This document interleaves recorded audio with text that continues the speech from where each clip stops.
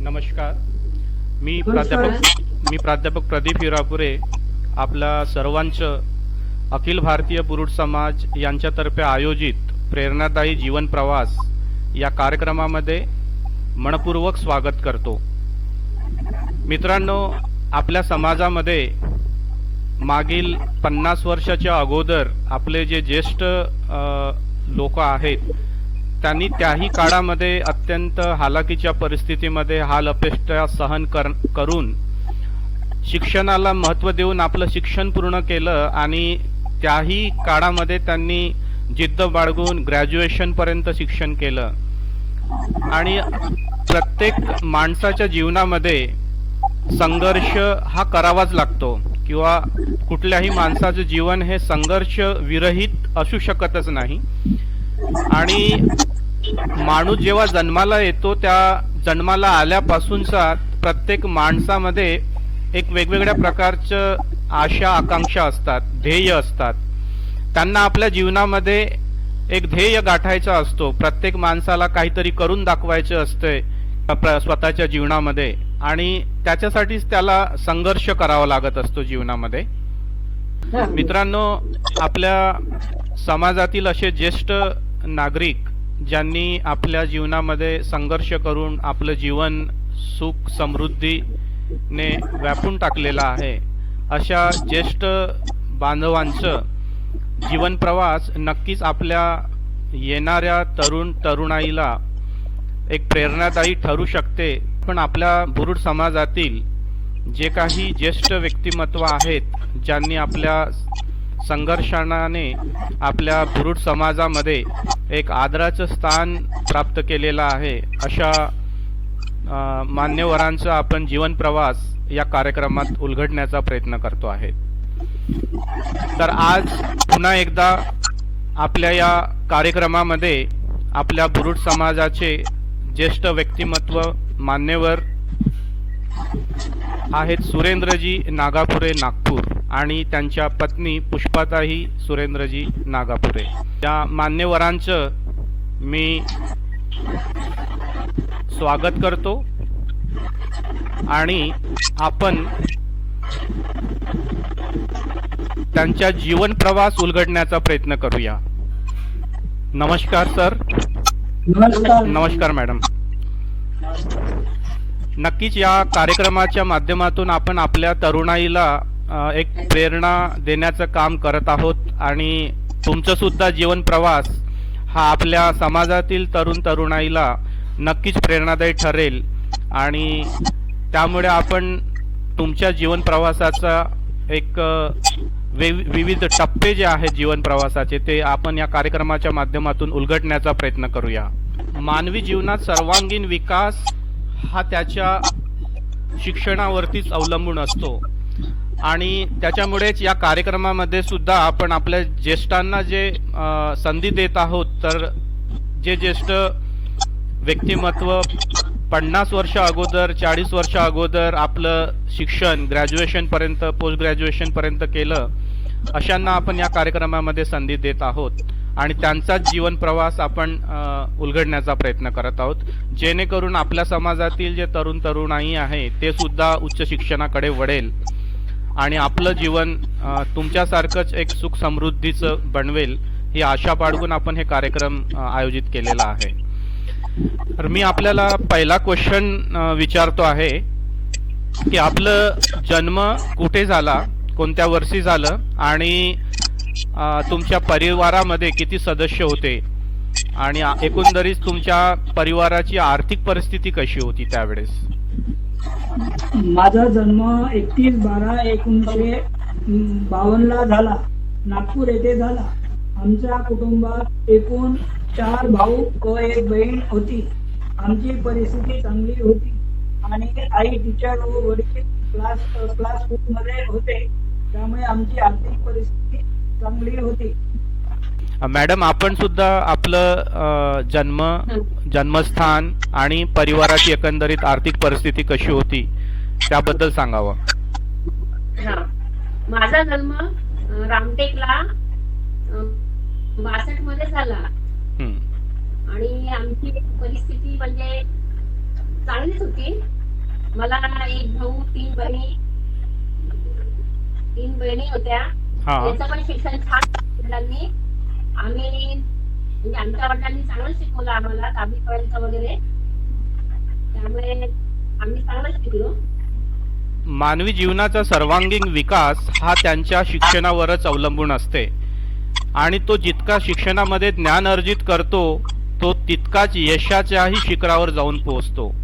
शिक्षणाची दिशा ही माणसाच्या संपूर्ण विकासासाठी आणि त्याच्या मूलभूत अधिकारांसाठी महत्त्वाची असते आणि त्यामुळेच या अनुषंगाने मी आपल्याला दुसरा प्रश्न विचारू इच्छितो की आपली शैक्षणिक वाटचाल कशी झाली. नेमकं म्हणजे प्राथमिक शिक्षण कुठून केलं, प्राथमिक शिक्षण घेत असताना काही अडीअडचणी आल्यात का, त्यानंतर माध्यमिक शिक्षण कुठून केलं, एकंदरीत आपलं शैक्षणिक वाटचाल कशी झाली ते सविस्तर आम्हाला ऐकायला आवडेल. माझे शिक्षण नागपूरमध्ये कॉर्पोरेशन शाळेतच झाले. हा 1 ते 4 पर्यंत आणि 5वी ते 10वी न्यू इंग्लिश हायस्कूल सीतावर्डी येथेच झाले. आणि कॉलेज धरमपेठ कॉलेज इथे शिक्षण झाले. अच्छा. हा तुमचे वडील पण नोकरीला होते का? वडील नोकरीला होते आणि आई टीचर होती. अच्छा अच्छा अच्छा. मॅडम आपण आपलं शिक्षण कसं झालं काय? माझं म्हणजे शिक्षण नागपूरला म्हणजे लहान असताना नागपूरला झालं. झाली भंडाराला. तर माझं 5वी ते 7वी झालं आणि त्याच्यानंतर अजून वडिलांची बदली झाली वर्षाला. वर्षाला 7वी पासून 10वी पर्यंत तिथे शिक्षण घेतलं आणि 10वी मी पास झाली तिथे. अच्छा अच्छा. 10वी पर्यंत शिक्षण घेतलं. त्याही काळामध्ये तुम्ही 10वी पर्यंत शिक्षण घेतलं ही खूप मोठी गोष्ट आहे, कारण की आजच्या तरुणीला बघितल्यानंतर आपल्या समाजातील जे नवीन युवक आहेत, युवती आहेत, हे शिक्षणाकडे अजूनही तेवढ्या प्रमाणात वळायला पाहिजे तसं वळत नाही आहेत आणि या माध्यमातूनच आपण त्यांना मोटिवेट करण्याचा प्रयत्न करतो. मागील 50 वर्ष अगोदर मला वाटते तुम्ही त्यावेळेस ग्रॅज्युएशन किंवा आपलं शिक्षण घेत असाल आणि त्यावेळेची परिस्थिती नक्कीच आजच्या परिस्थितीपेक्षा वेगळी असेल आणि त्यावेळेस तुम्हाला वेगवेगळ्या विविध अडचणींना समोर जावं लागत होतं, तरी सुद्धा तुम्ही एक जिद्द बाळगून ते शिक्षण पूर्ण केलं. मॅडमनी 10वी पर्यंत शिक्षण पूर्ण केलं. आज तर असंख्य असे मुली आहेत आपल्या समाजामध्ये की ते 10वी पर्यंत सुद्धा शिक्षण घेत नाहीत. हे खूप खेदाची बाब आहे आपल्या समाजासाठी. त्याचबरोबर आपले तरुण जे आहेत ते तरुण सुद्धा 10वी 12वीच्या वर शिकायला पाहत नाही, धजावत नाही. त्यांच्या मनामध्ये न्यूनगंडता आहे की आपण काही श्रीमंत नाही, आपले आई वडील काहीच करत नाही, बांबू काम करतात, आमच्याकडे पैसा नाही आणि त्यामुळे आपण काही शिक्षण घेऊ शकत नाही. पण माझ्या मते तरी असं आहे की शिक्षण घेण्यासाठी पैसा ही खूप मोठी अडचण आहे असं मला वाटत नाही. आजच्या परिस्थितीमध्ये डॉक्टर बाबासाहेब आंबेडकर झालेत किंवा अनेक थोर महान पुरुषांनी जे पिछाडीवर असलेल्या समाजासाठी आर्थिक मदत स्कॉलरशिपच्या माध्यमातून उपलब्ध करून दिलेली आहे, परंतु आपल्या समाजामध्ये अजूनही स्कॉलरशिप सुद्धा व्यवस्थित घेत नाहीत. त्यांना त्याच्याबद्दलच मार्गदर्शनाची गरज आहे. तर शिक्षण आजच्या परिस्थितीमध्येही आपले तरुण तरुणी उदासीन आहेत शिक्षणाबद्दल, पण त्या 50 वर्षाच्या आधी तुमच्या मनामध्ये शिक्षण घेतलं पाहिजे, शिक्षणाला महत्व आहे, आपण आपलं जीवन चांगलं बनवायचं असेल, सुखर करायचं असेल तर शिक्षणाशिवाय पर्याय नाही, ही गोष्ट तुमच्या मनामध्ये कशी आली? त्यावेळेस तुम्हाला कसं वाटलं की आपल्याला शिक्षण घ्यायलाच पाहिजे? ही जिद्द कुठून निर्माण झाली तुमच्या जीवनात? कारण की आपल्या जाती बघितलं की आपल्या जातीमध्ये बांबूचा धंदा करतात. तो बरोबर नव्हता. त्यामुळे शिक्षणाशिवाय गत्यंतर नाही असं आमच्या लक्षात आलं की शिक्षणाशिवाय गत्यंतर नाही. त्यामुळे आमच्या कुटुंबाचा कला शिक्षणासाठी होता आणि आमची आई शिक्षक असल्यामुळे त्यामुळे मोठा सपोर्ट होता आम्हाला घरात. अच्छा अच्छा, बरोबर आहे. कारण की आपला समाज बहुतांशी समाज जो आहे विदर्भात पसरलेला तर त्यांचा मुख्य जो व्यवसाय आहे तो बांबू काम आहे आणि आज अशी परिस्थिती झालेली आहे की बा त्या बांबू कामातून जे काही आपण टोपल्या सुपे बनवतो आणि मार्केटमध्ये विकायला नेतो, पण आज त्या सर्व बांबूच्या वस्तूंना पर्यायी वस्तू म्हणून प्लास्टिकच्या अवेलेबल असल्यामुळे त्याला भाव नाही आणि त्याच्यातून आपल्याला जे मिळकत मिळायची आधी ते पण आता पुरेशी मिळत नाही. त्यामुळे संसार चालवणे हे खरंच कठीण आहे. परंतु आज नवीन तरुणांना शिक्षणाकडे वळायला पाहिजे आहे, कारण उच्च शिक्षित व्यक्ती जो आहे तो जरी शासकीय नोकरीमध्ये लागलेला नसेल किंवा त्याला शासकीय नोकरी मिळू शकली नाही तरी सुद्धा उच्च शिक्षित जो व्यक्ती आहे तो खाली बसणार नाही घरी. तो वेगवेगळे व्यवसाय करून आपलं उदरनिर्वाह करू शकतो, आपलं कुटुंब चांगल्याने चालवू शकतो आणि आपली आर्थिक परिस्थिती प्रबल बनवू शकतो. त्यामुळे शिक्षणाला अनन्यसाधारण महत्व आहे आपल्या जीवनामध्ये. आणि तुम्ही सुद्धा त्यावेळेस शिक्षण घेतलं कारण तुमचे आई वडील सुद्धा शिक्षित होते. तुम्ही सांगतायत की बा तुमचे वडील सुद्धा शिक्षित होते, नोकरीवर होते आणि आई सुद्धा शिक्षित होत्या. त्याच्यामुळे त्यांना शिक्षणाचं महत्व कळलेलं होतं आणि त्याच्यामुळेच तुम्हाला तुमच्या शिक्षणाकडे त्यांनी लक्ष दिलं आणि तुम्ही सुद्धा उच्च शिक्षित झालेत आणि नोकरी मिळवली. त्याचबरोबर आता तुमची समोरची पिढी जी आहे त्यांच्यावर सुद्धा तुम्ही लक्ष दिलं कारण की तुम्हाला अनुभव आहे. आणि त्यामुळेच आपण ह्या ज्येष्ठाची जे काही आपण जीवन प्रवास उलगडण्याचा प्रयत्न करतो याच्यामध्ये अशा गोष्टी असतात, कारण की ज्येष्ठांचे जे अनुभव असते ते खूप महत्वाचे अनुभव असते समोरच्या पिढीसाठी. कारण की तुमच्या आई वडिलांनी महत्व ओळखून तुम्हाला शिक्षित केलं, तुम्ही सुद्धा अनुभवी झालेत आणि तुम्ही सुद्धा आपल्या मुलांना व्यवस्थित शिक्षण दिलं. तर आज मी आपल्याला दुसरा प्रश्न विचारू इच्छितो की बा तुम्हाला तीन मुलं अपत्य, 2 मुली आणि 1 मुलगा, आणि आज आम्ही पाहतो आहे की बा त्यामधील 1 मुलगी आणि 1 मुलगा दोघेही इंजिनियर होऊन एक चांगल्या मल्टीनॅशनल कंपनीमध्ये नोकरीवरती आहेत आणि त्यातली 1 मुलगी सुद्धा ती पण ग्रॅज्युएट झालेली आहे इंटेरियर डिझायनिंग मध्ये. म्हणजे एकंदरीत तुमचे तिन्ही मुलं उच्च शिक्षित झालेत, चांगल्या मार्कांनी पास झालेत आणि आज चांगल्या मल्टीनॅशनल कंपनीमध्ये नोकरीवरती आहेत. आणि प्रत्येक माणसाचा किंवा प्रत्येक आई वडिलाचा हा एकच स्वप्न असतो, जेव्हा त्यांना मुलं होतात, मुली होतात, तर त्यांच्या मनामध्ये एकच स्वप्न असतो की मोठी होऊन माझी मुलगी असो या मुलगा असो त्यांनी उच्च शिक्षण घेऊन एक चांगलं ध्येय गाठावं, जेणेकरून आपल्याला सुद्धा सन्मान मिळेल समाजामध्ये आणि आपली सुद्धा एक ओळख अशी निर्माण होईल की यांचे मुलं खरंच चांगले शिकलेत. आणि मला या संदर्भात एक प्रश्न विचारू इच्छितो की हे तुमची फॅमिली आहे, तुम्ही शिक्षित आहात, त्याच्यामुळे तुम्ही शिक्षित आपल्या मुलांना सुद्धा चांगलं केलं, परंतु आपल्या समाजामध्ये असे बरेचसे कुटुंब आहेत, बरेचसे लोक आहेत की ते स्वतः शिक्षित आहेत, नोकरीवरती सुद्धा होते, परंतु त्यांचे मुलं अजूनही शिक्षणामध्ये पुढे आले नाही. तर त्याचे कारण वेगळे असू शकतात, पण मी त्याच्यामध्ये जाणार नाही. मला तुम्हाला हे विचारायचं आहे की तुम्ही तुमच्या मुलांवरती कसे संस्कार केले, त्यांच्यामध्ये कसं शिक्षणाचं महत्व पटवून दिलं जेणेकरून ते आज इंजिनियर झालेत आणि उच्च शिक्षित झालेत. तर या संदर्भात आम्हाला थोडंसं मार्गदर्शन करावं. आम्ही मुलांना सांगितलं की तुम्ही शिक्षणाशिवाय आपल्याला गत्यंतर नाही. आपली जात महाराष्ट्रामध्ये येते आणि बासाचा धंदा आहे, त्यामुळे बासाच्याकडे लक्ष न देता तुम्ही अभ्यासाकडे भरपूर लक्ष द्या. तुम्हाला पुढे जायचं असेल तर चांगला अभ्यास मार्काने पास व्हा, तेव्हा तुमची प्रगती होईल. म्हणजे अभ्यास चांगल्या तऱ्हेने अभ्यास केला तर तुमची प्रगती होईल आणि तुम्ही पुढे पुढचे आयुष्य चांगले होईल. नक्कीच शिक्षणावरती आपण जरी शिक्षित असलो तरी पण आपल्या मुलांच्या शिक्षणावरती आपण आई वडिलांनी लक्ष घालणे तेवढंच महत्वाचं आहे. कारण आपण जर लक्ष नाही घातलो, कारण की मुलांचं जे वय असते ना 10वी 12वी पर्यंत ते सेल्फ मोटिवेटेड नसतात, त्यांना कुणीतरी चांगलं मार्गदर्शन करण्याची गरज असते.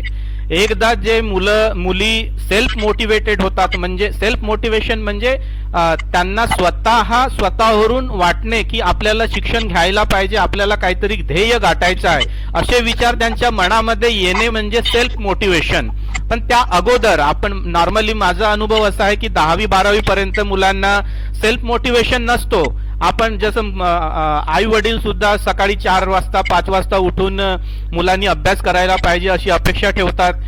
वेळेप्रसंगी त्यांना मारतात सुद्धा आणि उठवतात सुद्धा.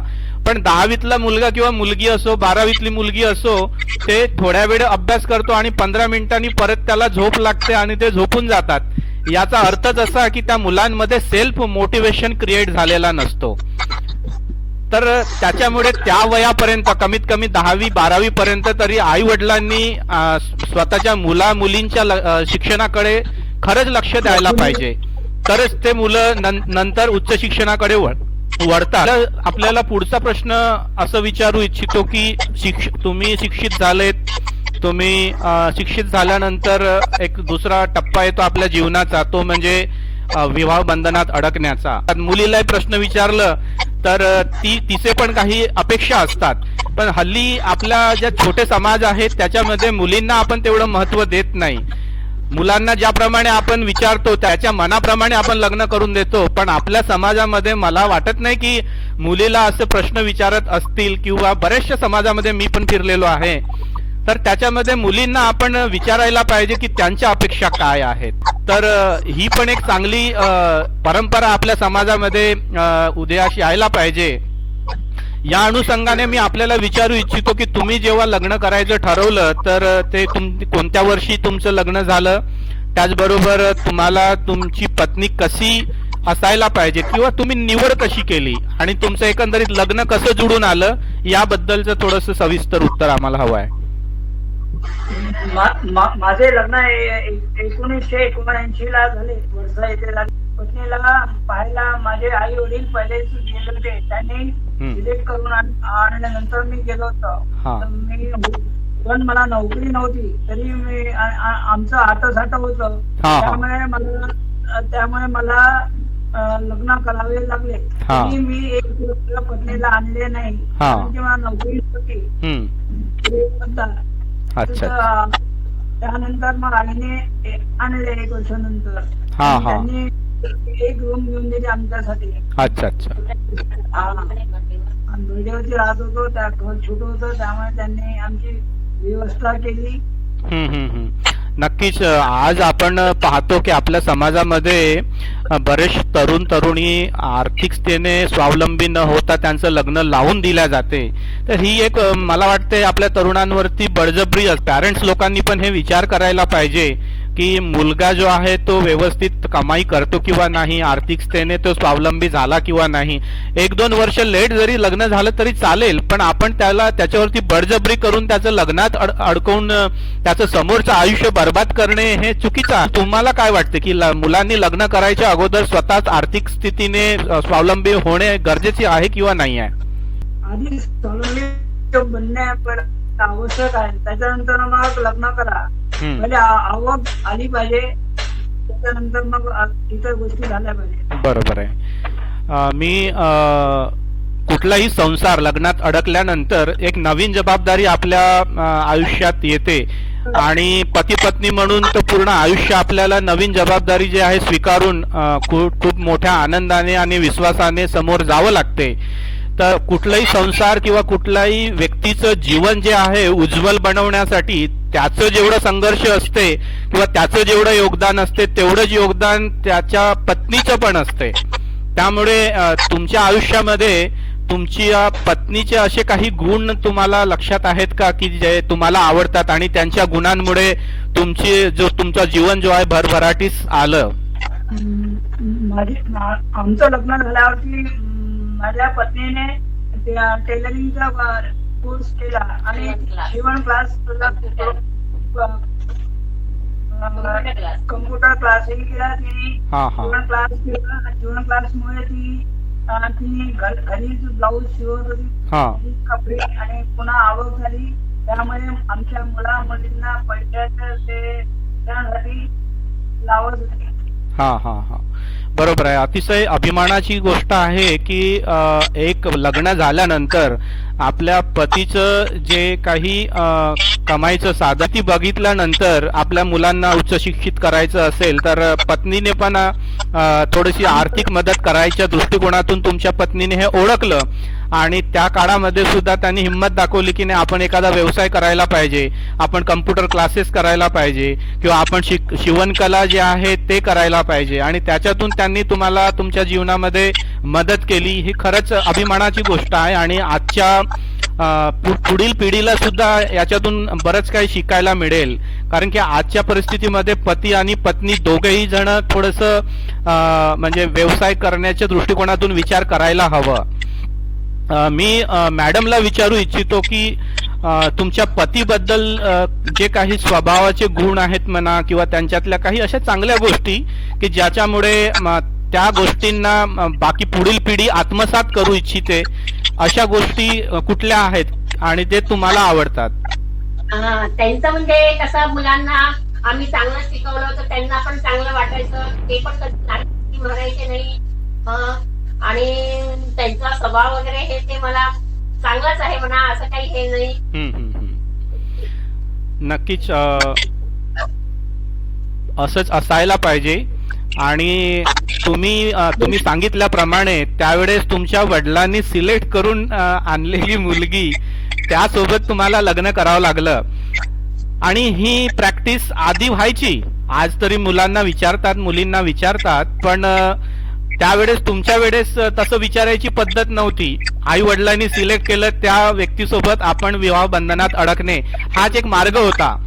तरी सुद्धा मला आठवते की जे जुने लग्न झालेले आहेत जोडपे ते आजही कायमस्वरूपी आपल्या बंधनात आहेत.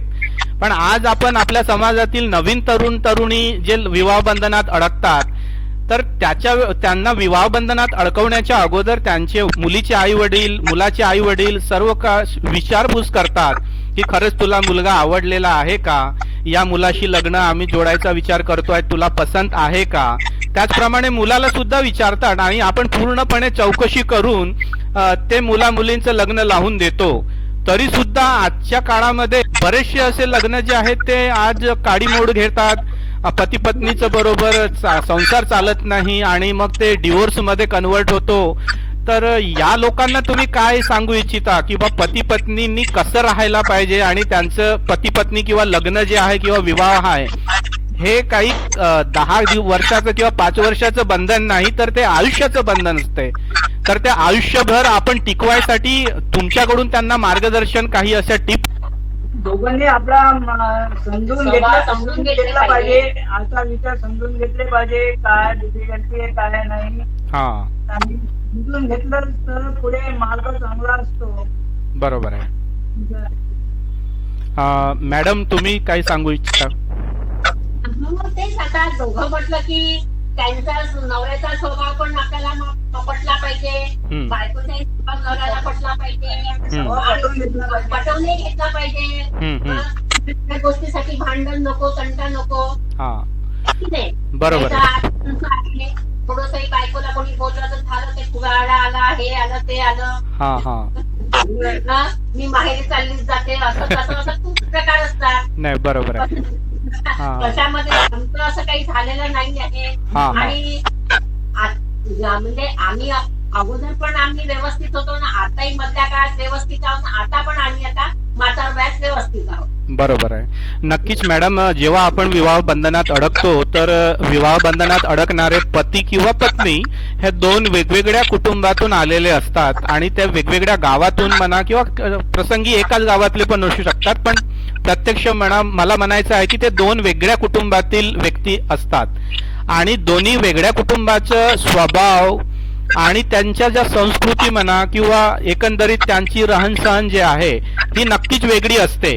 आणि वेगळ्या कुटुंबातून 2 व्यक्ती एकत्र येऊन जेव्हा विवाह बंधनात अडकतात तर नक्कीच त्या 2 पती आणि पत्नीमध्ये स्वभाव दोष असतीलच आणि स्वभाव गुण पण असतात. असं नाही की प्रत्येकच याच्यामध्ये दोषच असतात असं नाही, स्वभाव गुण पण असतात. पण एक संसार चालवायच्या दृष्टिकोनातून पतीने पत्नीमधल्या चुका काढण्यापेक्षा किंवा पत्नीने पतीमधल्या चुका शोधण्यापेक्षा दोघांच्याही मधल्या चांगल्या गोष्टींना महत्व देऊन आपण पुढे जायला लागलो तर मला नाही वाटत की कुठेतरी असं डिवोर्स वगैरे घेण्याची पाळी येऊ शकते. बरोबर आहे. दोघांनी सांभाळून घेतलं पाहिजे. नक्कीच. मी याच्यानंतर आपल्याला पुढचा प्रश्न विचारू इच्छितो की आपल्या जीवनामधील एखादा असं संघर्षमय प्रसंग आठवते का की ज्यामध्ये तुम्हाला खरंच संघर्ष करावं लागलं, खूप संघर्ष करावं लागलं? तुमची नोकरी कुठे लागली होती? मला म्हणजे काय, मला नोकरी लग्न झालं तेव्हा नोकरी नव्हती. अच्छा. आणि एक मुलगा झाला तरी नोकरी नव्हती. त्यामुळे मला फार म्हणजे पश्चाताप होत होता की आपण फालतू लग्न केलं. पण माझ्या मित्रांनी मला नोकरी लावून दिली WCL मध्ये. तिथे पगार कमी होता. नंतर मी स्टाफ सिलेक्शन सेंट्रल गव्हर्नमेंटची परीक्षेमध्ये पास झालो आणि ते बॉम्बे टेलिफोन मुंबईमध्ये नोकरी होती. पण आमची घरची थोडी परिस्थिती खराब होती, म्हणजे खराब आर्थिक नाही तरी बाह्य परिस्थिती ठीक नव्हती. त्यामुळे मला मुंबईला जाणे व्यवस्थित वाटले नाही. नंतर मी WCL मध्ये तिथेच होतो. नंतर मग मला PWD मध्ये मध्ये इंटरव्ह्यू दिला. तिथे माझी सिलेक्शन झालं, नोकरी लागली. त्याच्यानंतरही मला पुन्हा कलेक्टर ऑफिस मध्ये नोकरीचे ऑर्डर आले. तिथे मी सिलेक्ट झालो होतो. पण मी 2 वर्ष PWD मध्ये नोकरी केल्यामुळे मिनॅरिटी जाईल म्हणून मी PWD मध्येच राहिलो. आणि तिथे नागपूर एकाच याच्यात मी 26 वर्ष सर्व्हिस केली. बरं. अच्छा. नक्कीच सर. नोकरी नसताना किंवा आर्थिक सोर्स नसताना तुम्ही लग्न किंवा विवाह बंधनात अडकलेत आणि त्याच्यानंतरचा तुमच्यावरचा संकट किती मोठा असतो हे प्रत्येक जण समजू शकतो. कारण की संसार चालवत असताना एक माणूस एकटा असला, मग ती पुरुष असो की स्त्री असो, तिला जर कुठल्याही अडचणी आल्या तर ते सहन करू शकते. पण जेव्हा विवाह बंधनात अडकल्यानंतर पत्नीला ज्या काही गोष्टी आवश्यक आहेत किंवा घर संसार चालवायसाठी ज्या काही अडचणी येतात त्याचं सर्वात जास्त टेन्शन हा पतीला असतो. कारण पती हा कमावता असतो आणि त्याला मध्ये तुमच्या पत्नीने तुमची साथ दिली आणि तुम्ही दोघांनी मिळून तो एक संसार चांगला फुलवला आणि आज खरंच सुखी समृद्धी झालेले आहेत. याबद्दल मी तुम्हाला पुढचा प्रश्न असा विचारू इच्छितो की तुम्ही हे संघर्ष करत असताना आपण आपल्या समाजामध्ये जे काही व्यसनाधीन मार्गाला गेलेले जे पुरुष आहेत किंवा तरुण आहेत त्यांना जर विचारलं की नाही दारू का पिता तुम्ही किंवा तुम्ही व्यसनाधीन मार्गाला का गेले, तर त्यांचा पहिला उत्तर असतो की नाही मला जीवनामध्ये खूप टेन्शन होतं आणि ते टेन्शन विसरण्यासाठी मी दारूच्या नादात लागलो किंवा दारू प्यायला लागलो. पण याला हा उत्तर बरोबर वाटत नाही मला. कारण की तुम्ही ज्या वेळेस तुमच्यावर परिस्थिती आली, ज्या वेळेस आर्थिक सोर्स नसताना तुम्हाला संसार चालवायचं होतं आणि त्यावेळेस तुम्हाला तर खूप मोठा टेन्शन होता, तरी पण मला आठवते की तुम्ही तुमच्या जीवनामध्ये कधीही व्यसनाधीन मार्गाला गेले नाहीत आणि कुठल्याही व्यसनाला जवळ केलं नाहीत. तर या व्यसनाधीन मार्गाला जाणाऱ्या आपल्या युवतींना काय सांगू इच्छिता? त्यांना सांगायचं की दारू पिऊन कुणाचं भले झाले आहे असं, त्याच्यापासून आपले काय संसार उद्ध्वस्त होतो. घरी मारपीट करतात, मारपीट होते, बायकोला मारणे, हे करणे, मुलांना मारणे, पैसा कमी होणे, पैसा घरी न देणे, त्यामुळे मुलांच्या शिक्षणाकडे लक्ष न देणे, त्याच्यामुळे होते, त्यामुळे मुलं शिकत नाही. घरी भांडणं होतात दारू पिल्यामुळे, मुलंही बेकार होतात,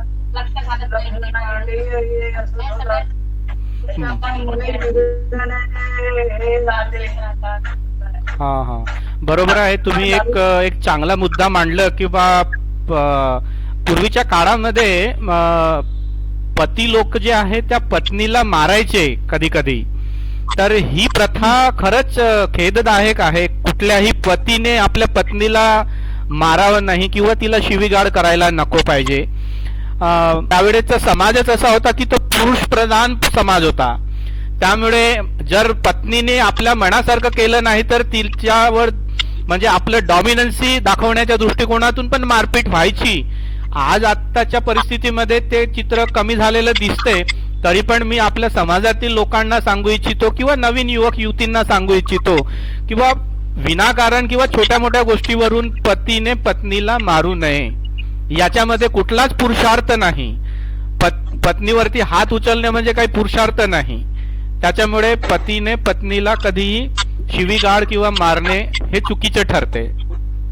यानंतरचा मी तुम्हाला प्रश्न विचारू इच्छितो की आपल्या समाजामध्ये अंधश्रद्धेचं प्रमाण बरंच आहे. आपल्या समाजामध्ये लोकांची तब्येत बिघडली किंवा ताप आला किंवा डोका दुखला आणि जो जर 15-20 दिवस नाही बरा झाला तर त्यांना शंका येतात डोक्यामध्ये की नाही या कुठल्या तरी देवीचा याला हे झालेलं असेल. या अशा विचारांना खरंच आजच्या विज्ञान युगात जगत असताना हे असताना सुद्धा आजही जर आपण अंधश्रद्धा तशा प्रकारच्या पाळत असू तर हे चुकीचं आहे. तर आपल्या समाजामध्ये जसं नवीन लग्न झालं आणि त्याला जर 2-3 वर्षामध्ये मुलं बाळ झाले नाहीत तर आमच्या स्पेसिफिकली आमच्या आरमोरीची मुलगी जर मागितलं तर लोक विचार करतात की तिथला ठाणेगावचा जो अर्जुन देव आहे त्या मुलीसोबत आणण्यात आला आणि त्याच्यामुळे तिला अपत्य होत नाही. अशा प्रकारची पण एक अंधश्रद्धा आपल्या समाजामध्ये आहे. हे दूर व्हायला पाहिजे.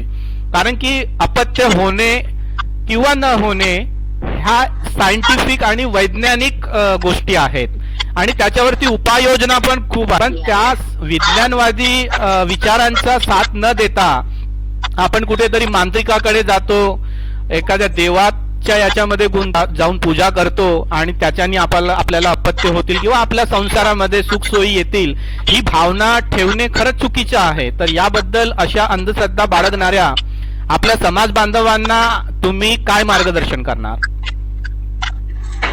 आता अशीच अंधश्रद्धा म्हणजे पहिले होती पण आता तर काहीच नाही. आता तर सगळे नवीन नवीन शोध निघालेले आहेत. लोक आता दवाखान्याकडे नाव देतात. नवीन नवीन प्रोसिजर निघालेले आहे. मुला मुली झालेले नवीन प्रोसिजर निघाले आहेत. त्याच्यामध्ये लक्ष घालावे. ते फालतू मानसिक तांत्रिक बाबाकडे जाणं अयोग्य आहे. मला ते योग्य नाही वाटत बा. कारण की आजकाल तर खूप हे निघालेलंच आहे सगळं. बरोबर निघालेले आहे. बरोबर. तिथे जाऊन त्यांनी हे करायला पाहिजे ट्रीटमेंट. पण लोक तिथे ट्रीटमेंट न करता त्या बाबाकडे जाईल त्या बहिणीकडे जाईल ते असं मानतात ते. असं व्हायला नको ना. बरोबर आहे. त्याच्यामुळे कोणी आहे की नाही? बरोबर आहे. बरोबर आहे. अगदी बरोबर आहे. मला वाटते त्यावेळेस म्हणजे कसं आहे की 50 वर्ष अगोदर शिक्षणाचा अभाव असल्यामुळे समाजामध्ये बरेचसे अशिक्षित असल्यामुळे कदाचित या गोष्टींवरती विश्वास बसायचा. पण आज खरंच गर्वाने सांगू इच्छितो की आजचे तरुण उच्च शिक्षणाकडे वळत आहेत आणि शिक्षित बनत आहेत. त्यामुळे अंधश्रद्धा आपोआपच अंधश्रद्धेचा जो काही संकट आहे तो धुसर व्हायला लागलेला आहे. आपल्याला शेवटचा प्रश्न विचारू इच्छितो की आपण आपल्या जीवनामध्ये जे काही जशा प्रकारचं संघर्ष केलं आणि एक चाकोरीबद्ध जीवन जगून तर येणाऱ्या पिढीला तरुण तरुणींना आपलं स्वतःचं जे काही जीवन आहे ते उज्ज्वल बनवण्याच्या दृष्टिकोनातून आणि त्याचबरोबर सामाजिक बांधिलकी जपण्याच्या दृष्टिकोनातून सुद्धा तुमच्याकडून त्यांना काय संदेश किंवा मार्गदर्शन देऊ इच्छिता? हो तेच. आता आजच्या पिढीमध्ये मुला मुलींनी चांगलं शिक्षण घेतलं पाहिजे, शिकले पाहिजे. त्यांना स्वतःच्या पाय उभं केलं पाहिजे. त्यांना computer classes, tuition classes, beauty parlour हे सगळं त्यांना सांगायला पाहिजे की जेणेकरून आपल्या पायात उभे होऊन हाती 2 पैसे त्यांनी कमवले पाहिजे. की नाही? बरोबर आहे. लग्न त्या मुला मुलींचं लग्न झाल्यावर त्यांच्याच कामात येतो ना ते. बरोबर आहे. तर असं मुला मुलींनी केलं पाहिजे. बरोबर आहे. धन्यवाद मॅडम आणि धन्यवाद सर. आपण आपला अमूल्य वेळ आजच्या या अखिल भारतीय पुरुष समाजातर्फे आयोजित प्रेरणादायी जीवन प्रवास या कार्यक्रमासाठी आपण दिला. त्याबद्दल मी आपल्या दोघांचंही पुरुष समाजातर्फे आभार व्यक्त करतो. धन्यवाद.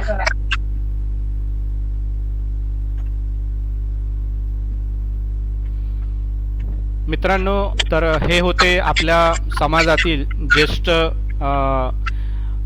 बुरुड बांधव, आणि त्यांनी सुद्धा 50 वर्षा अगोदरच्या काळामध्ये शिक्षणाला महत्त्व दिलं आणि त्यांनी आपल्या जीवन प्रवासातून सांगण्याचा प्रयत्न केला की बा त्यांचे आई वडील शिक्षित होते आणि त्याच्यामुळे त्यांच्या आई वडिलांनी त्यांच्या शिक्षणावरती लक्ष दिलं आणि त्यांनी सुद्धा शिक्षण पूर्ण करून शिक्षण पूर्ण केल्यामुळे त्यांच्या जीवनामध्ये त्यांना नोकरीवरती लागता आलं आणि नंतरचं जे काही जीवन आहे त्यांनी सुकर केलं.